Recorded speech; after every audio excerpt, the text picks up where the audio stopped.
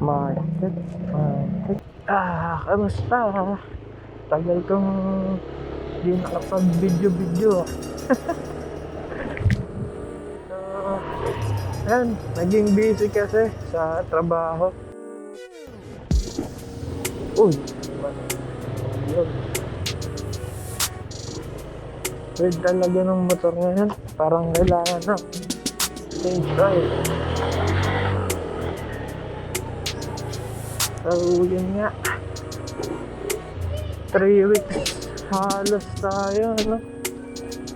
So, naisip ko yung... Ay, nga pala. Sorry kasi... Di na tayo nakapag-fishing vlog, no?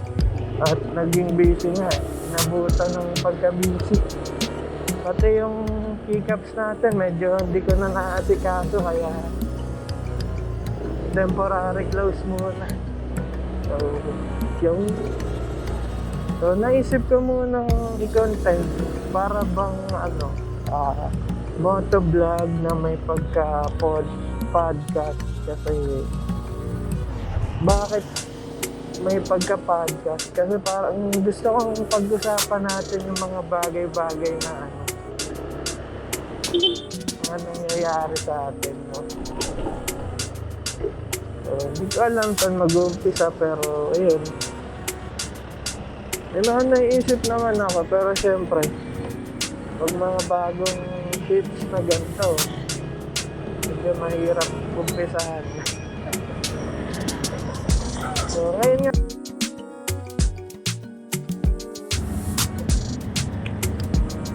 masaya sana pag-usapan yung mga bagay na nangyayari sa buhay natin. Pero umpisahan natin sa naisip ko kasi una talaga yung mga invasive questions. Familiar ba kayo doon?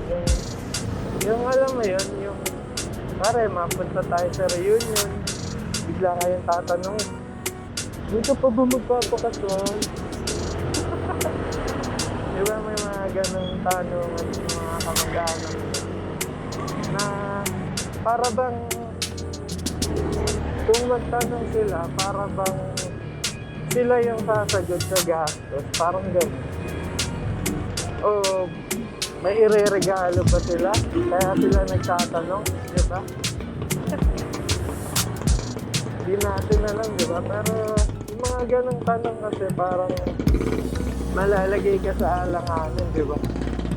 Hindi nila naisip, baka... Teka.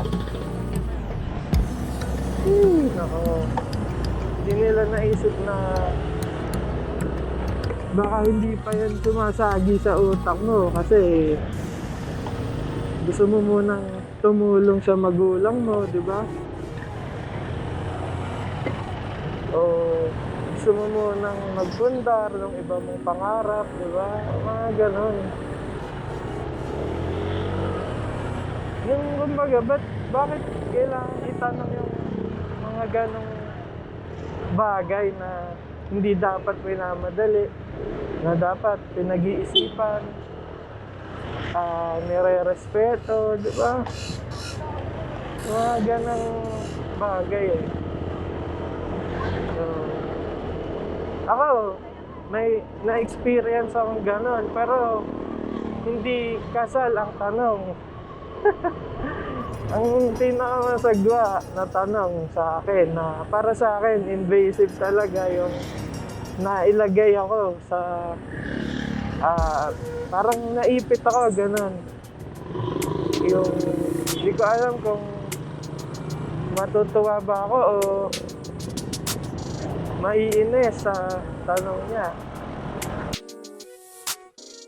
Tinanong kasi, magkano daw ang bulag ka sa motor na to?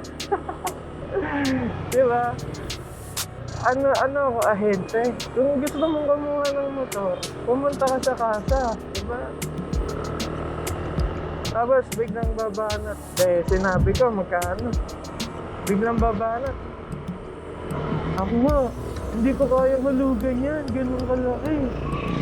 Sus ko po. Bakit? Ba't kailangan mong tanungin yung isang tao ng gano'n, di ba? Ba't kailangan mo mag-explain? Hindi ka naman tinatanong. So, ang point ko lang, masama ba? Masama bang magpundar ng ganito? Na hindi ko naman hinihingi sa inyo. Diba? Kumbaga, ako naman nang naghihirap dito. Bakit kailangan mong magtanong ng gano'n? Diba? Concern ka ba? Gano'n? Concern ka? Tutulungan mo ba akong maghulog? Diba?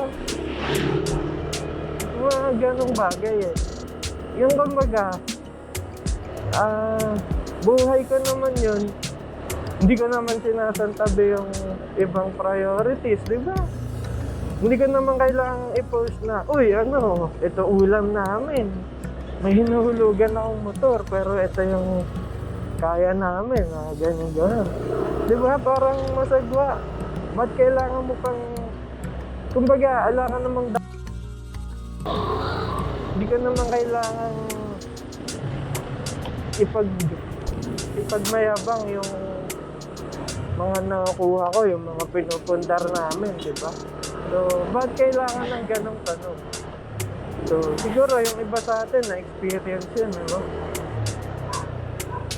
So, may isa pa na siguro last na at kumbaga, parang intro lang naman. Tingnan natin kung okay ba yung gantong motovlog, ano? Na may pinag-uusapan tayo.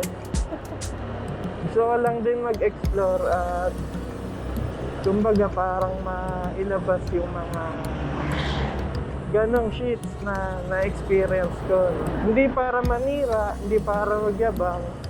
Gusto ko lang ma-share at makita ko makakatulong ba sa iba, diba? Mga ganun. So, mayroon pang pinaka malala. Kaya lang daw ako nagsisipag kasi may hinuhulugang motor. May ganun ba? May mali ba doon? Diba? Anong masama kung magsipag para makuha mo yung mga gusto mo, diba? May masama ba doon? Ang masama yung masipag ka nga, pero ganun ka naman makitungo sa mga tao, diba? So, mahirap yung ganun. May pera ka nga, pero yung ugali mo, yung pakikitungo mo sa tao, ganun. Na parang yung kausap mo, basura sa'yo, mababa sa'yo, mga ganun, diba? Ang gara ng ganun. Sobrang weird ng mga taong ganun. Hindi mo alam kung anong problema nila, kung ginanon ba sila dati, diba? Bakit mo kailangan mang ganun? Ba't mo kailangan mong lagay ng ibang tao sa sitwasyon na alanganin, na hindi ka naman pinapakialaman ng tao? Ba't papakialaman mo siya? Bakit kailangan ba niya mag-explain sa'yo? Boss ka ba niya? Na empleyado mo siya ba? Na nag-absent at kailangan magpaliwanag sa'yo, di ba? Hindi naman eh. So, yun. Dapat respeto lang ng privacy. Hindi porket baka ang dating pa sa'yo, naiinggit ka, kaya ka ganun, di ba? So, kanya-kanya lang yung decision sa buhay at daan, di ba? So, hindi porket makikita mong ganun yung tao, pabayaan na siya o walang pakialam sa priorities, di ba? Kumbaga, sabi nga, di ba, sa mga, yung sikat na quote, always be kind. Kasi, hindi natin alam yung pinagdadaanan ng mga tao sa paligid natin. Tapos kayo, iikot-ikot kayo, magtatanong kayo ng mga ganong tanongan, di ba? Na Nakakalagay sa nakakalagay sa alanganin. At pangalawa, parang nakaka-offend, di ba? So, yun. Yun lang naman sa ngayon. Malapit-lapit na tayo kay Boy P. Sana nandun at bukas yung shop. Hanggang dito na lang siguro muna, no? Na-miss ko rin magsali-salita ng ganito, no? Pero yung mga vlogs natin na susunod, baka ganito. Parang style podcast kunwari. Kasi nga, yung para bang mga usapang seryoso at malalim mga ganun. So yun, maraming salamat sa panonood. Sa mga bago, please like, share, and subscribe. 90 subs na nga pala tayo, no? Maraming salamat sa mga patuloy na sumusubaybay. Sumusubaybay, akala mo naman may regular upload. So yun, salamat. Sige.